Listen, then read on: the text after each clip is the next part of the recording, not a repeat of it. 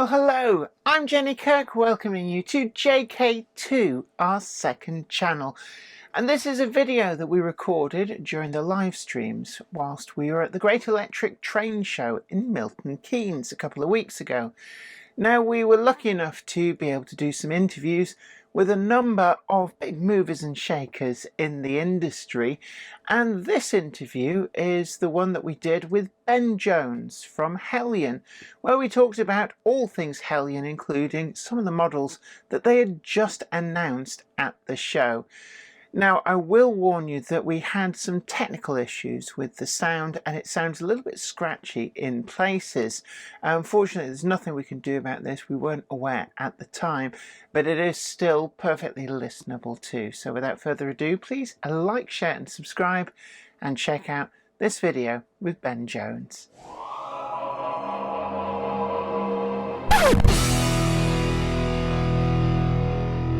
Big hello to you. We're back here with another interview at the Great Electric Train Show at the TMC stand. I've got Ben Jones from Heljan. Now, we've interviewed you before, but you've had some amazing announcements this weekend. So on the Friday, you actually, I would never have expected it, the Class 42, the warship. So you made an announcement of that, and for the first time ever, you've tooled up for the early versions. So for anybody who's not familiar perhaps with the early version of the warship, because they've never been offered before, ready to run, what exactly is the difference there in the tooling option? So the first 13 locos, D800 to D812, were built with a sort of steam era Great Western style frame on the front for carrying train reporting numbers. Right, yeah. That's never been offered before.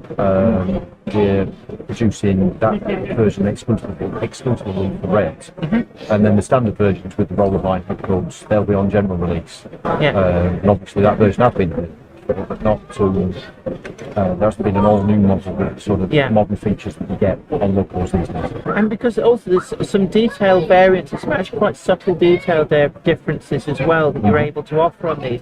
And I think a lot of people maybe don't realise that even across a class of locomotives, these things were kind of hand-built, so there's a lot of little differences, and you've actually tooled up to be able to represent some of these in model form. That's right. I think as a lot of people know, the so-called standard classes, standard designs are far from it. There's loads of different variations within even relatively small classes sometimes. And so, there's obviously the ends are different on the original 42s that we're doing. The lighting arrangement is different, and then there's some differences on the grills and the underframes as well. So compared to a standard. And also, I mean, looking on the stand, you've got a greater depth things like cab detail. So these are going to feature fully detailed cab interiors. Cab lighting, and is there a wealth of other features as well for DCC users that's going to be available with these? Yes, absolutely. As you would expect, for a model that's coming out in 2025, you've got factory fitted speakers. So that'll come even on the ones that don't come with the factory fitted sound. They're all going to have the speakers there ready. All have the speakers. You've got a 21-pin DCC interface, cab lighting, which is in the proper place on the bulkhead behind the driver. You've got what we've been able to do, because we've done the Class 42 in full gauge. We've brought a lot of that detail for the cab interiors down to a small scale. So it's really impressive design. Once it's decorated, the sample we've got at the moment is just plain plastic, but once we've got that decorated, it's going to look really impressive inside. Right, brilliant. And one of the things I noticed on the EP, the wheels look like they're solid turned brass. So how are the wheels put together? Because I know previously we've seen just like plastic inserts on other models that have been on the market before. These look to be like a full brass wheel. They're not brass, but they are a solid metal interface. Right, and presumably that holds a really nice crisp detail, but as well adds to the low down weight. Yeah, it's got the sort of fixing detail in the hub in the middle of the wheel, so there's a lot of detail on there, and the shape of the rim and all that sort of thing is really good. So and once they're painted, they'll look very. Yeah, I mean that's one of the things that I've said before with a lot of models.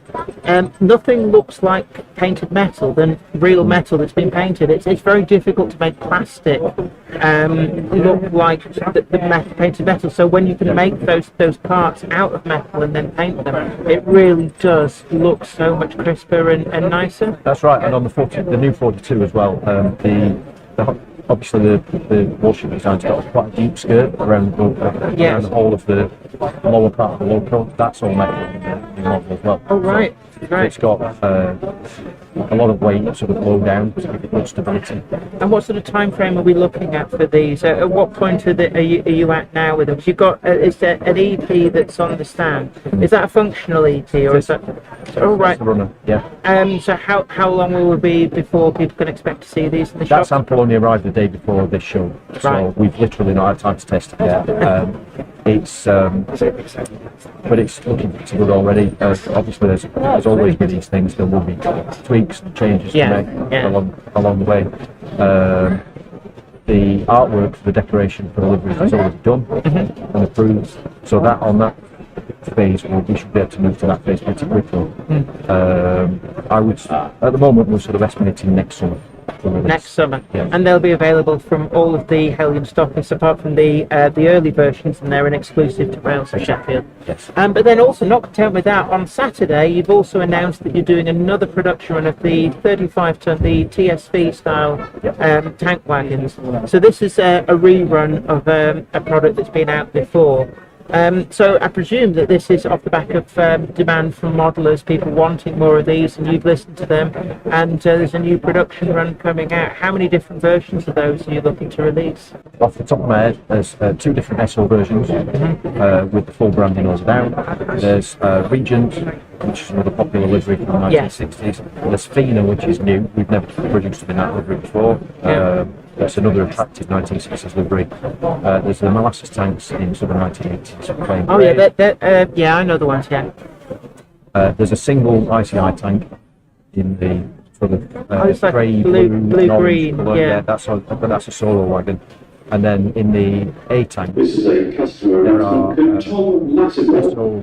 Please come to the front entrance just by the 1980s. Tom Lattimore in front entrance. So it's a good choice there. Yeah, and the reason exactly right. The reason we're running them again is because every show we go to, we get asked for the A tanks. Yeah, and again they'll be available for all the Heljan stockists. Yeah, but they're on general. They'll be on general release. There's no limited editions, exclusives or that. And do you have a rough time frame for delivery on those? They're actually just about to be shipped. So they're ready. So they'll be here, I would say, probably after Christmas. So the ones not far away. So the ones you've got in the cabinet, they're actual production samples on show. Yeah. Oh, that's amazing! Yeah, and you've also got on show. I think one of the stars of the show is the U1 Garrett. Because previously Heljan's done the LMS Garrett, the 2662. But the U1 Garrett it was a one-off built for the LNER for banking the incline up towards on the Sheffield side of the Woodhead line. That's right. Yeah. And I mean that's quite a complex model. How has that been to design? And I presume as well you've looked to improve upon the design that you had before for the LMS Garrett. Well, it's a completely different animal to the LMS Garrett. There's no shared components. This is everything is tooled from scratch. Yeah, and it's we've taken a different approach to designing it as well. So it's because it's such a complex machine. It's taken a long time to get to this stage. And it's we're really pleased with it so far. I mean, one of the things with the LMS Garretts is that the motors are high up in the sort of engine section because they've got deep tanks. We don't have that option with the LNER one. It's a huge space under the water tanks. So you wouldn't be able to put the motor high up in there. So the motors are actually between the driving wheels. They're quite low down in the driving wheels, so they're long, slender motors driving each section, but they're very smooth, and it's, as you've seen from I mean that's actually been running all weekend. So on the stand, every time I go there, it's going around the test track, and it's just taking it in its stride. It really has run like a champ with no problems, and this is sort of permanently attached. Now with the LMS Garrett, you had a kind of a magnetic spindle that the motor bogies and the boiler, they were sort of semi-permanently attached, but you could separate them. This is going to be a single unit, so you're not going to get problems with wires getting stressed. No, exactly. That's what we're hoping for. To make it as simple as possible for people to use, and as reliable as possible. And will this come with pre-fitted speakers as well, like the 42? Yes, it's got twin speakers in it. Yeah. Twin speakers. And one of the things as well, which is quite nice to see on the sample you've got running, is there's a lot of DCC features for things like the firebox flicker, and you've also got a lot more of the light, because there's almost like there's a headlight as well, isn't there? One version has a headlight. When it towards the end of its life, it was rebuilt for oil firing. Okay. And it was transferred to the Midland region to run on to bank on the Licky Bank. Right. Yes. And it was fitted with a big electric headlight at one end. Right. So we've done that version. Most of the versions are actually coal fired with just the standard head and tail lights. Yeah. But the oil fired one has got a big headlight as well. And they're all separately controllable through the DCC function. Absolutely, yeah. So at what point does that happen? You've got it's a running EP, and you've also got a separate EP as well in the cabinet. How far off being in the shop, so we're likely to see? Well, that one we've committed to get that one out next summer as well, because it's the centenary of the real loco in 2025. It made its debut at the Stockton and Darlington 100th anniversary celebrations in 1925, and of course it's Rail 200 next year, the Rail 200 celebrations in 2025. We want to bring it out so that it comes out to coincide with the real local centenary in the Rail 200 celebration. Excellent. And you've also got here at the show as well some samples of the DMU that you announced. How is that a production sample or a livery sample? That's a livery sample, but the Class 104s are in production at the moment. We're just waiting for the production samples to arrive. Right. I mean, it seems a lot coming through. It's an amazing range of models, and you've got, of course, the next batch of the 45s. They've recently gone into shops. Yes, they're in shops. Yeah. And you've also got the samples of the O2. In fact, actually, that's the one thing everybody keeps saying to us. Have you seen the O2 at the Heljan stand? And that little O2 shunter, particularly in double O gauge, it really does seem to be attracting a lot of interest. It really is. And so you've got samples here of quite a few of the different liveries, and there's some that you're doing specially for Gauge Masters, so they'll be available exclusively through the Gauge Master collection. Yep. And then you've got others that are available through all Heljan stockists. And it's quite a curious little locomotive in that when they were in service with BR, some of them got TOX numbers, but they didn't actually get proper rail blue. No, that's true. So there's some quite unusual non-standard liveries with those. There is, and it's a really handsome little thing. It's a really nice piece of industrial design, and the models obviously reflect that. Really, sort of, they've got a cute factor about them. Yes. Quite a handsome design, and there's lots of. They were a really useful loco, although BR didn't use it for long. They were sold into industry because they were so useful. Yes, there's a lot of the examples that you're doing are the in industrial use, and I think there's been an amazing rise in interest in industrial modelling. So it's a perfect later sort of 1970s onwards period industrial model that really does slip seamlessly into all manner of different modelling situations. It is, but it also fills a gap in the BR fleet, and there aren't really any other quality four-wheel shunters, BR shunters. Yeah. There's lots of six-wheel ones, but the four-wheel ones have been neglected too, so we're filling that gap. And how have you found the actual mechanics of making sure that it runs smoothly, that you've got good pickup from the track? Has it been difficult to make sure that runs reliable? I mean, the factory have done a really good job for us. The double O models, they're beautiful ones. Obviously, it's a short wheelbase, it's only got four wheels to pick up from. Yeah. So, like any model in that situation, it's might sometimes struggle with dirty track, or if you've got sort of old-fashioned big interval points and things like that. Yeah. Not ideal for running with that, but in good situation with electrical points and clean track and all that sort of thing, it behaves beautifully. It's a really nice one. And that's with a Next 18 interface, isn't it? And there's actually independent switchable cab lights, which I think I've seen the video. You've got like a wand, so DC users can turn it on and off as well. And is that controllable through the DCC function? It's on a separate function in DCC. Yeah. Right. Yeah. And it's also got a speaker.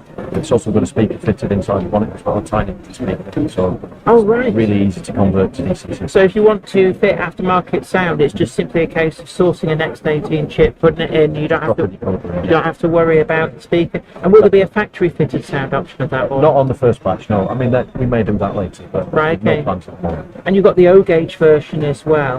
I mean, is that something you're looking going forward, maybe trying to do multiple scale versions of each model as you bring them out? Or is it just in this case, it just made sense because there was no other there's never been a ready-to-run model? We'll do it where there's a case for it. So the other one that we're working on at the moment, obviously, where we're doing it in O and double, is Class 153.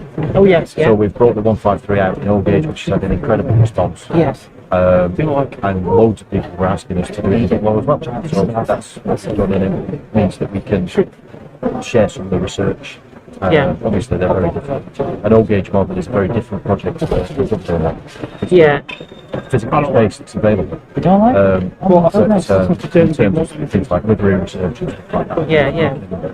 Share some of the work there.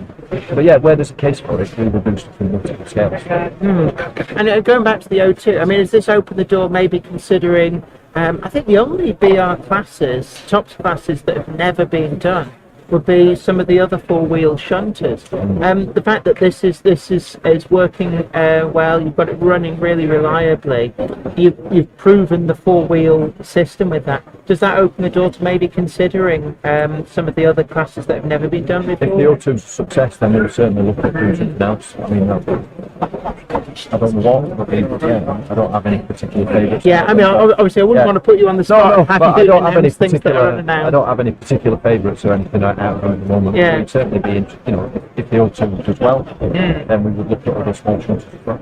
Absolutely. And as a modeller yourself, how much does your own interest in model influence decisions in terms of what models to do and maybe what features you want to see in the models as you're designing these? I mean, I think it's inevitable that it has some influence, but also you've got to look for gaps in the market. My interests, I mean, I've got a wide variety of interests. All my model HO, German HO. Right. So that's my escape from modelling, from working on British trades.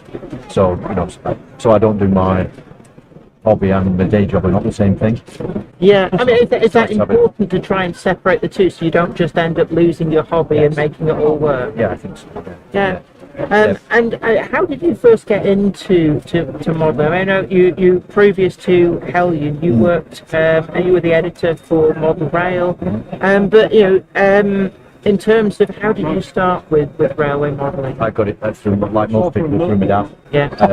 He had model railways when he was a kid, and I ended up running some. I got some of those when I was big enough to use them, and it's just took off from there, really. Excellent.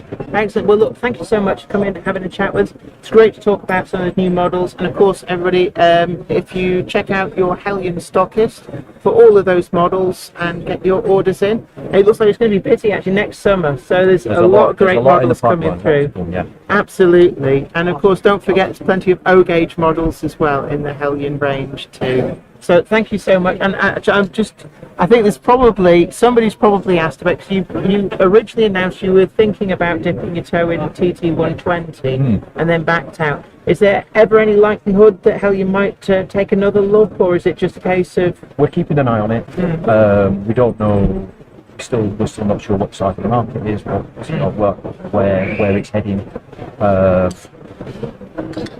No decision at the moment. So never say never. Maybe, say never, but we haven't made any decisions yet. No worries, that's brilliant. Well, look, thank you so much. It's been great having a chat with you, and maybe catch you later on the stand. Thanks so much.